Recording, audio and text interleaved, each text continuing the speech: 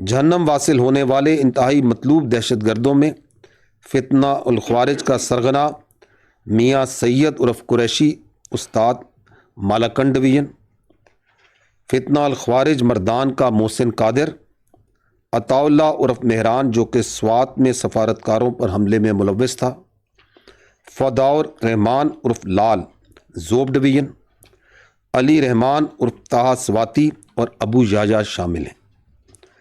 اس کے علاوہ بلوچ دہشت گردوں کے انتہائی مطلوب سرغنہ ثنا عرف بڑو، بشیر عرف پیر جان، نیاز عرف گمان، ظریف شاہ جہاں، حضرت علی عرف اسد، لاکھ جان چاکر آبادی عرف سوارہ بھی جہنم واصل ہوئے۔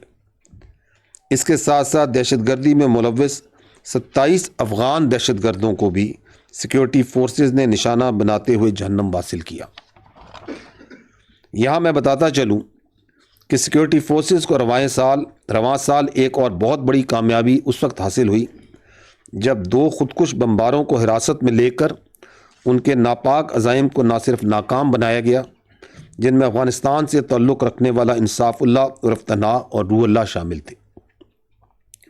ان خودکش بمباروں کے قبضے سے 10 خودکش جیکٹس اور 250 کلو گرام سے زائد دھماکہ خیز مواد کے ساتھ اسلحہ بھی برآمد کیا گیا۔ جیسا کہ آپ کے علم میں ہے کہ بلوچستان سے گرفتار ہونے والی خودکش خواتین بمبار عدیلہ ولد خدابخش اور ماہل ولد عبدالحمید نے انکشافات کیے کہ کس طرح دہشت گرد معصوم لوگوں کی ذہن سازی کر کے ریاست کے خلاف مسلح بغاوت پر نوجوان بچے اور بچیوں کو استعمال کر رہے ہیں، جو کہ ایک انتہائی شرمناک عمل ہے۔ اس کے علاوہ ریاستی اداروں کی بہترین حکمت عملی کے باعث 14 مطلوب دہشت گردوں نے ہتھیار ڈال کر خود کو قومی دھارے میں شامل کیا، جن میں نجیب اللہ عرف استاد عرف درویش، رشید عرف کماش اور فتنہ الخوارج کیچ کا سربراہ ناہید شامل ہیں۔ خواتین و حضرات، سال 2024 میں کاؤنٹر ٹیررزم کے ان آپریشنز کے دوران 383 بہادر آفیسرز اور جوانان نے جام شہادت نوش کیا۔ پوری قوم مسلح افواج کے ان بہادر سپوتوں اور ان کے لواحقین کو خراج تحسین پیش کرتی ہے، جنہوں نے اپنی قیمتی جانیں ملک کی امن اور سلامتی پر قربان کی۔ ہمیں اس میں کوئی شک نہیں کہ دہشت گردوں، فتنہ الخوارج اور ان کے سہولت کاروں کے خلاف دہشت گردی کی یہ جنگ آخری دہشت گرد اور خوارج کے خاتمے تک جاری رہے گی انشاءاللہ۔ خواتین و حضرات، سب جانتے ہیں کہ پاکستان نے افغانستان میں قیام امن کے لیے دل و جان سے کوشش کی۔ افغانستان کے استحکام کے لیے پاکستان کا کردار سب سے اہم رہا ہے۔ پاکستان ایک طویل عرصے سے افغان مہاجرین کی میزبانی بھی کرتا آ رہا ہے، جس کی پوری دنیا متعارف رہی ہے، لیکن پاکستان کی تمام تر کوششوں اور 12 ریاستی سطح پر افغان عبوری حکومت کو نشاندہی کرنے کے افغانستان کی سرزمین سے فتنہ الخوارج اور دیگر دہشت گرد مسلسل پاکستان میں دہشت گردانہ کارروائیاں کرتے آ رہے ہیں۔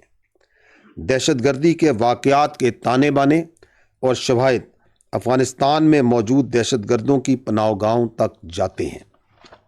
آرمی چیف واضح اور دو ٹوک موقف رکھتے ہیں کہ پاکستان کو کالعدم تنظیموں کے لیے دستیاب پناہ گاہوں، سہولت کاری اور افغان سرزمین سے آزادانہ کارروائیوں پر تحفظات ہیں۔ پاکستان دہشت گردوں کے نیٹ ورک کو ختم کرنے اور اپنے شہریوں کو ہر قیمت پر تحفظ فراہم کرنے میں کوئی کسر نہیں اٹھا رکھے گا۔ خواتین و حضرات، ویسٹرن بارڈر مینجمنٹ رجیم کے تحت جو کام جاری ہیں وہ پایہ تکمیل کو پہنچنے والے ہیں۔ قبائلی اضلاع میں 72% علاقے کو بارودی سرنگوں سے پاک کر دیا گیا ہے۔ اس دوران مائنز اور ان ایکسپلوٹڈ آرڈیننسز کو بھی ریکور کیا گیا ہے۔ حکومت کی خصوصی ہدایات پر سمگلنگ، بجلی چوری، منشیات اور ذخیرہ اندوزوں کے خلاف کریک ڈاؤن کا سلسلہ بھی جاری ہے، جس میں افواج پاکستان بھی اپنا رول ادا کر رہی ہیں۔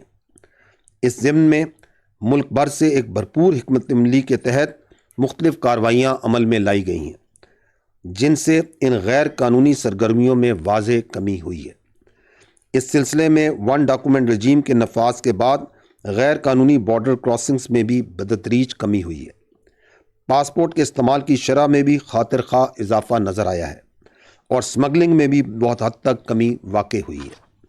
میں یہاں واضح کرتا چلوں کہ پاکستان سے غیر قانونی افغان باشندوں کے انخلاء کا سلسلہ بھی جاری ہے۔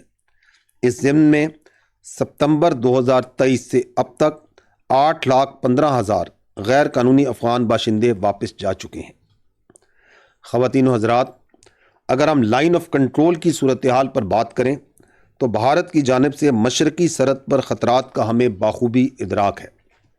بھارت ہمیشہ کی طرح اپنے اندرونی انتشار سے توجہ ہٹانے اور خطے میں اپنی اجارہ داری قائم کرنے کے لیے جو منصوبہ بندی اور اقدامات کر رہا ہے، پاکستان کی اعلیٰ سول و عسکری قیادت اس سے بخوبی آگاہ ہے۔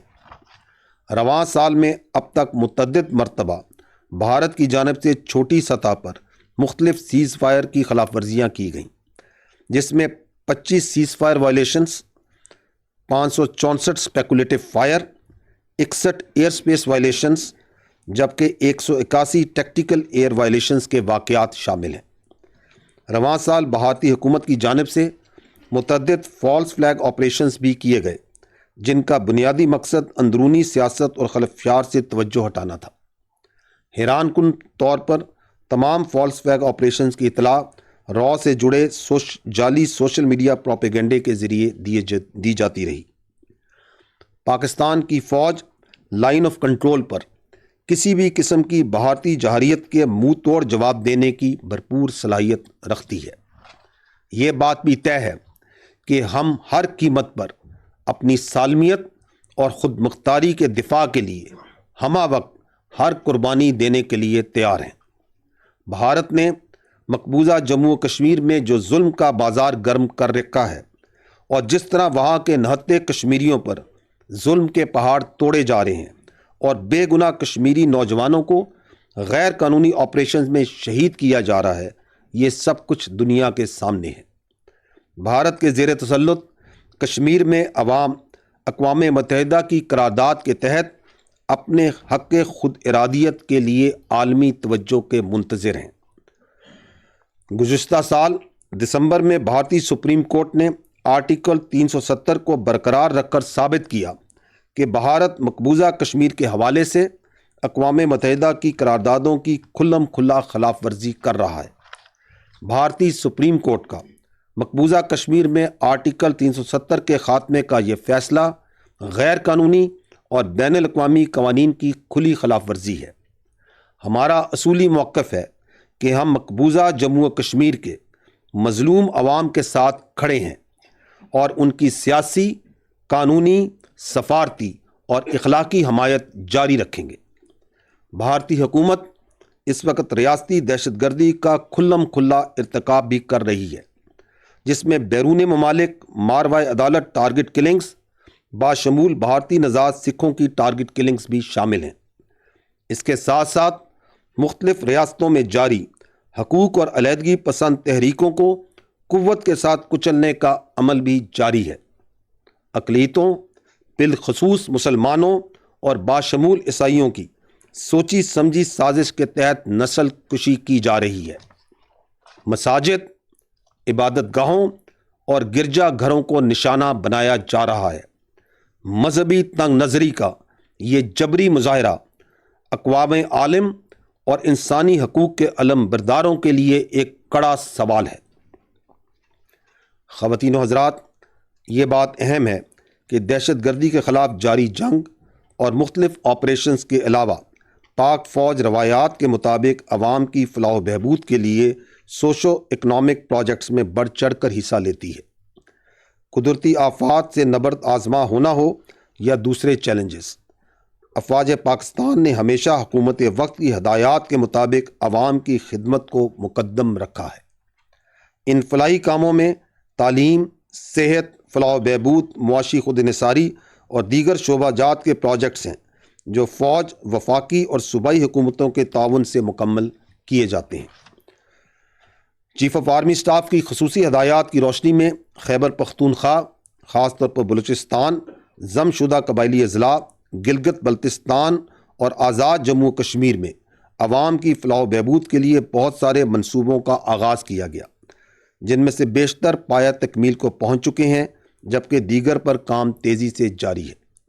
2024 میں صوبہ خیبر پختونخوا میں پاک فوج کی جانب سے مقامی افراد کے مسائل کے حل اور فلاح و بہبود کے لیے 6500 آؤٹ ریچ پروگرام کیے گئے۔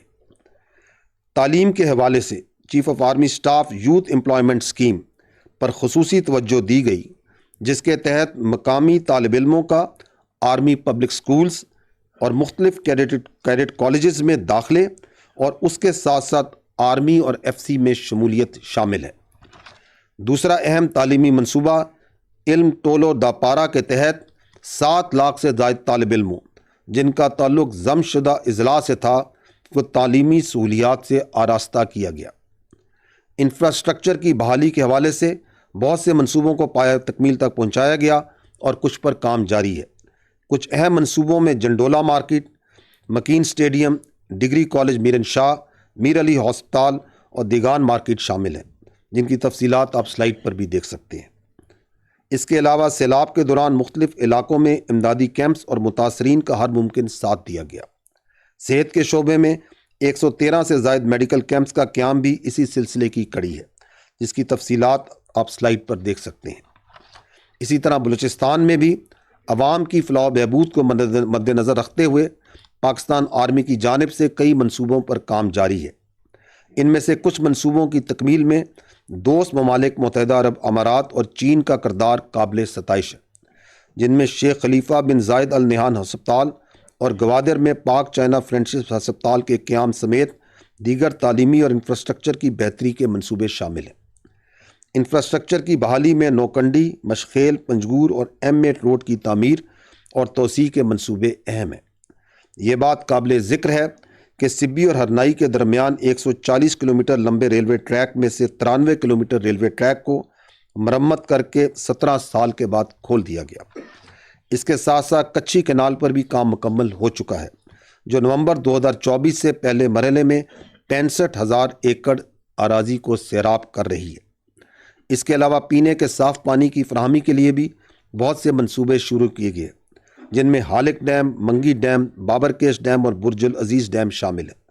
ان تمام پروجیکٹس کی تفصیلات بھی آپ دیکھ سکتے ہیں۔ گوادر میں چیف آف آرمی سٹاف کی خصوصی ہدایات پر مختلف پروجیکٹس، جن میں صحت، تعلیم اور انفراسٹرکچر کی بحالی اور روزگار کی فراہمی شامل ہے، پر کام تیزی سے جاری ہے۔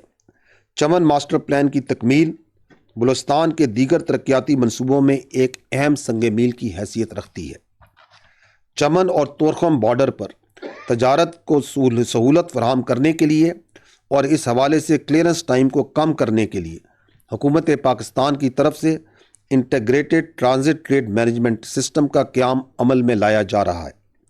اس منصوبے پر 90% سے زائد کام مکمل ہو چکا ہے اور سکینرز اور ٹیکنیکل اکوپمنٹ کی انسٹالیشن بھی تکمیلی مراحل میں ہے، اور یہ منصوبہ اگلے 2 سے 3 ماہ میں مکمل ہو جائے گا۔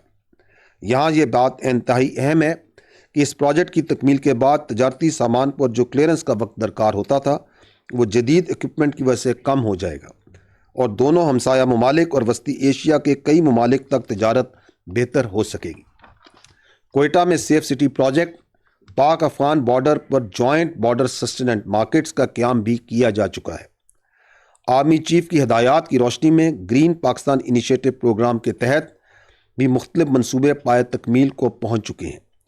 قلیل مدت میں اب تک 15,825 ایکڑ رقبہ اس کے تحت زیر کاشت بھی لایا جا چکا ہے۔ خواتین و حضرات، اب ہم آتے ہیں پاکستان آرمی کے انتہائی اہم جز اور خاصہ، یعنی پیشہ وارانہ ٹریننگ۔ پاکستان آرمی اپنی سخت ٹریننگ کے معیار کو قائم رکھنے کی وجہ سے دنیا بھر میں مشہور ہے۔ یہ ہمارا تر امتیاز اور ہماری شناخت کا ایک اہم حصہ ہے۔ پاکستان آرمی میں ٹریننگ کا سلسلہ شمولیت کے پہلے دن سے ہی شروع ہو جاتا ہے، جو دوران ڈیوٹی مختلف مراحل میں جاری رہتا ہے۔ افواج پاکستان کی ٹریننگ کا مقصد روایتی اور غیر روایتی خطرات کے لیے جنگی تیاری ہے۔ ہماری ٹریننگ کا ایک اہم پہلو جذبہ شوق شہادت کے ساتھ لیڈنگ فرام دی فرنٹ ہے۔ پاکستان آرمی کا شمار دنیا کی ان چند افواج میں ہوتا ہے جن میں آفیسرز سب سے آگے بڑھ کر آپریشنز لیڈ کرتے ہیں اور دفاع وطن میں جان قربان کرتے ہیں۔ پاکستان آرمی کا تربیتی نظام chief of army staff training directive کے مطابق اخذ کیا جاتا ہے، جو مشن پر مبنی حقیقت پسندانہ تربیت کے ذریعے جنگی تیاریوں میں کمال حاصل کرنے کے لیے ویژن اور مقاصد کو بیان کرتا ہے۔ ہماری ٹریننگ کا موٹو ہے we train as we fight and fight as we train. Chief of army staff کے ٹریننگ کے حوالے سے احکامات 2023-2026 کے مطابق کثرت کے ساتھ ٹریننگ کی سرگرمیاں منعقد کی جا رہی ہیں، جن کا مقصد آرمی کی پیشہ ورانہ صلاحیتوں میں اضافہ کرنے کے ساتھ ساتھ ٹریننگ کے معیار کو بہتر بنانا ہے۔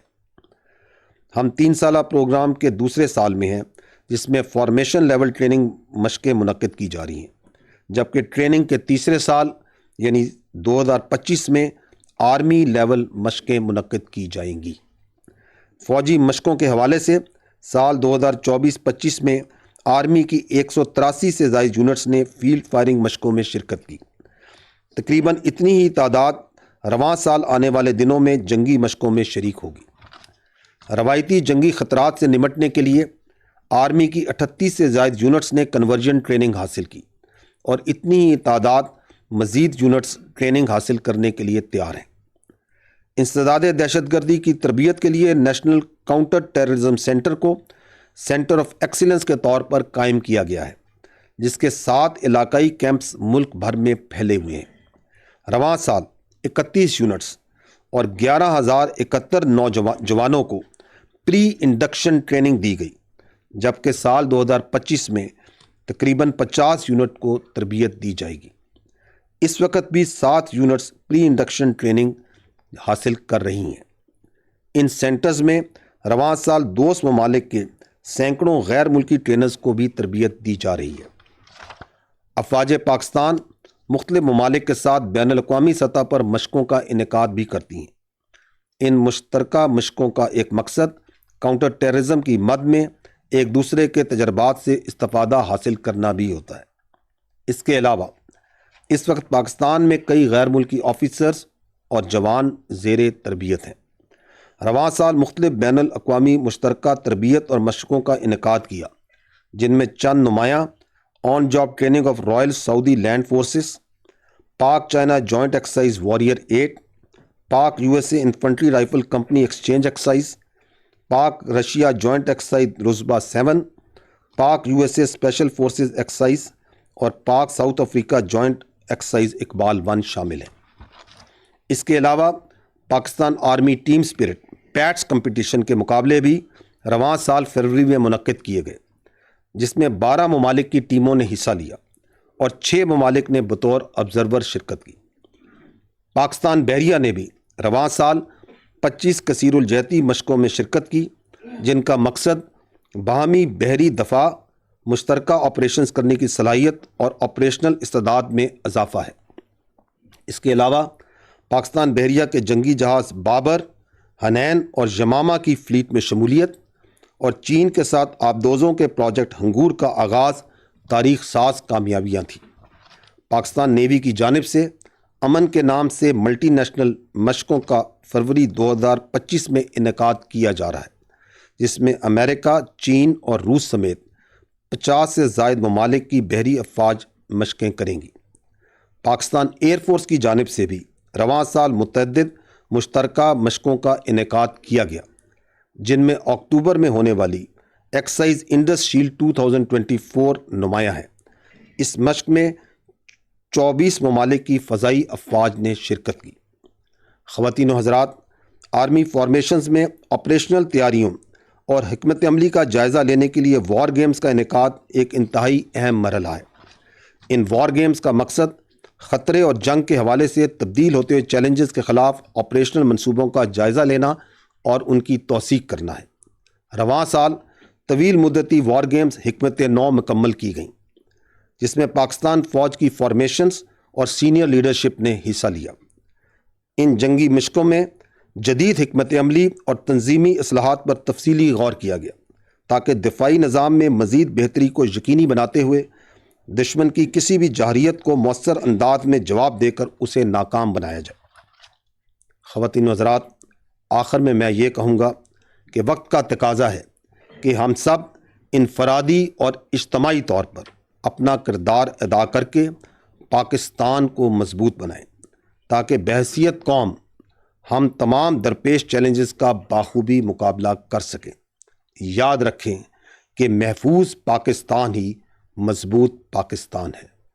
اب میری آپ سے گزارش ہوگی کہ اس کانفرنس میں بتائے جانے والے نکات کے حوالے تک ہی سوالات کو محدود رکھیں۔ Thank you.